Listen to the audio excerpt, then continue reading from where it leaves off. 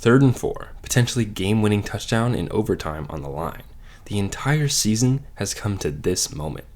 Surely the 49ers won't leave the best player on the Chiefs defense completely unblocked as Brandon Ayuk runs wide open in the end zone? Oh, well, it happened.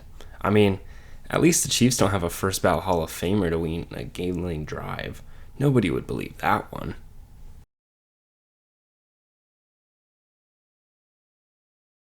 The Kansas City Chiefs are Super Bowl champions. There, we said it, now it's out of the way. Patrick Mahomes won the Super Bowl MVP, and the Chiefs are back-to-back champions. The biggest disappointment was that Jauan Jennings didn't win, but even Chris Jones is something to be disappointed in. Although Mahomes did some playoff heroics yet again, it was Jones that spoiled the game-winning touchdown, and it was Jones who had multiple crucial pressures that gave Mahomes the opportunity to work down the field in overtime. By that logic, it's Jones who should have taken that honor.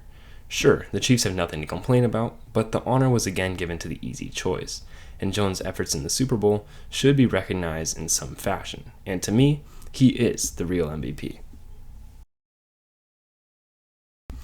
The first play I want to highlight comes from the first half. Jones is lined up in a 4-eye alignment, but right guard John Feliciano has to take him one-on-one. Although Feliciano is physically in a good position, his anchor is still low and he's not leaning, Feliciano extends his arms in an attempt to reach Jones' chest, and Jones takes advantage of that like an edge rusher.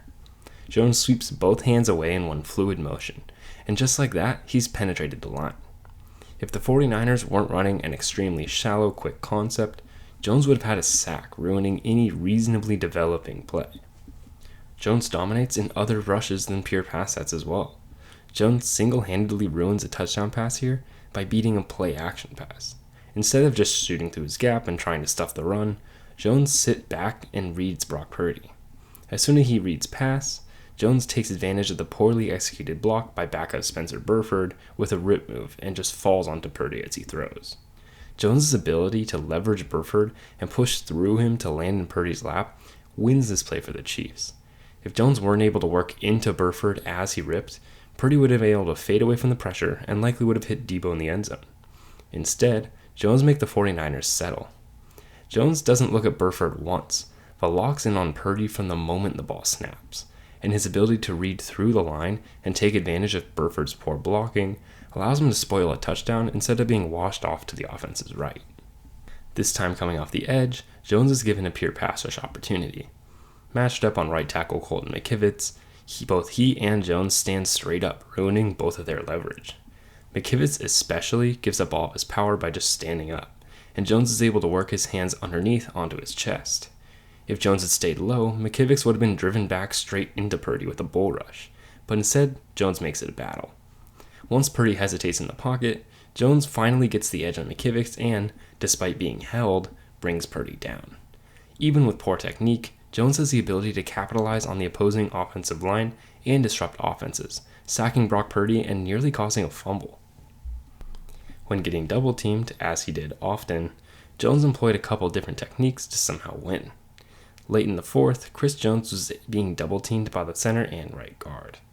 Jones starts his rush toward the B-gap, causing Aaron Banks to completely sell out and stop the B-gap rush. Once Banks exposes his right side, Jones quickly just sidesteps him, ripping past him and beating one blocker within just a few short steps. Once Banks is neutralized and essentially out of the play, Jake Brendel is left one-on-one, and Jones just bull rushes through him to flush Purdy out of the pocket. Kyle Juszczyk, who I heard has great taste in Instagram posts, saves the play with an amazing catch and stretch, but Jones once again disrupted a play and ruined the 49ers' scheme, constantly making them produce off schedule. Jones just kept beating Banks with the same swimming rip moves, feigning a B-gap rush again before surging into the pocket. Along with George Karlaftis, Jones broke down the play, and the 49ers were again left with no return from a play due to defensive line excellence. And then, of course, there's a play where Jones was left completely unblocked, in which Spencer Burford thought he was sliding to the left, but instead lost the 49ers a touchdown, as both Ayuk and Jauan Jennings were open in the end zone. But Purdy was left completely exposed. Chris Jones was easily the most impactful player in the trenches, and his key plays shine brighter than anything on offense for Kansas City.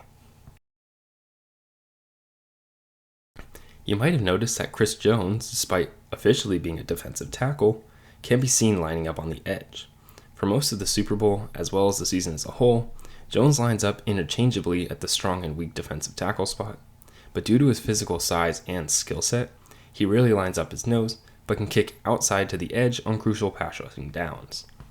Although he doesn't work as a full-time edge, they tried that a couple years ago, his versatility is extremely valuable for the Chiefs, as Jones can be a defensive tackle or edge depending on the other personnel for big pass rushing situations.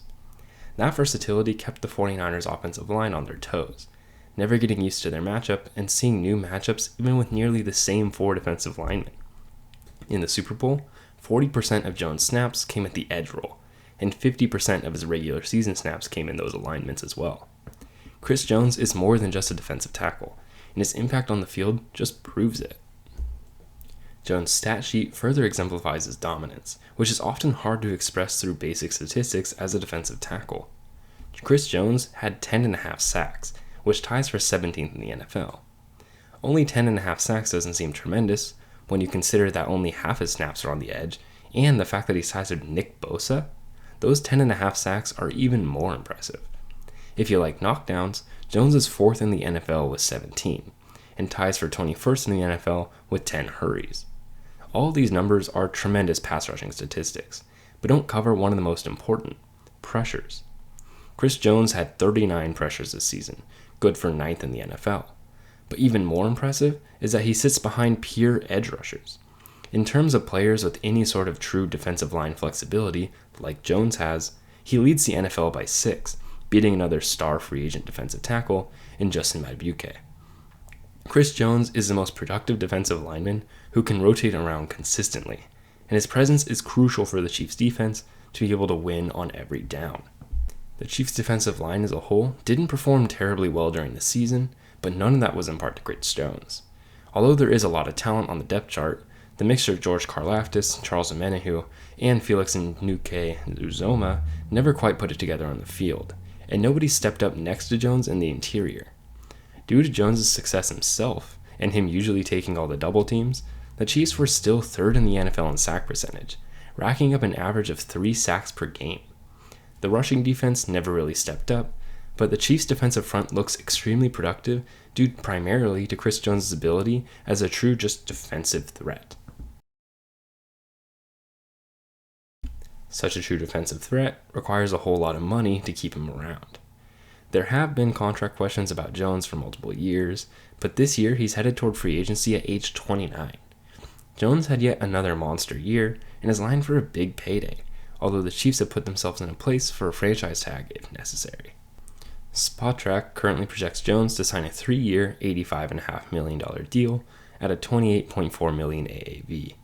The contract would make him the second highest paid DT, only behind Aaron Donald. Since Donald has a $31 million average annual value, I wouldn't be surprised to see a bidding war raise his price even higher, but Jones could also settle for a smaller salary to stick with Kansas City, which he seems to be willing to do. The difficult part is that Kansas City has no money.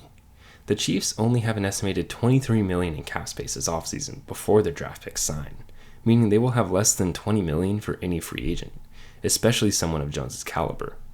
If the Chiefs truly want to re-sign Jones, they're going to have to make some cuts, and not to name anyone in particular, but Marquez Valdes-Scantling would only carry $2 million in dead cap if he was cut, and that would be $11 million saved off the cap for a below replacement level player.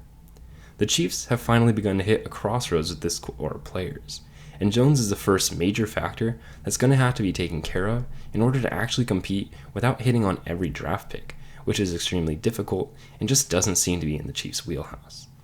Ultimately, the Chiefs have a big decision to make, and Chris Jones will set the path for the next few years of Chief football, whether or not he's retained. If Jones walks, his free agency will be exciting, and the Chiefs will be left scrambling to find productive players to fill in on the defensive line, while another team is going to score a huge difference maker who has plenty of playoff experience, helping their locker room in the meantime. I'd like to put out a quick thank you for everyone who's tuning in this week. I appreciate it. Thank you guys so much for helping Jordan Love get out there. That video has done better than I could have ever expected. So thank you all for that. Thank you all for watching until this point in the video, for pleasing the algorithm gods. If you like long-form content and you want to hear more about what I've got to say, I have an entire long-form podcast with my friend Josh. It's at West Coast Crossers. You can find it on YouTube. It's also now going to be out on Spotify. And if you like baseball, I'd like to give a quick shout out to my baseball channel, Up the Middle, because Up the Middle has done some very good things lately. Put out a video a little bit ago, and it's doing pretty well. So if you like baseball, same style, just different sport. Thank you all for listening, and I'll see you soon.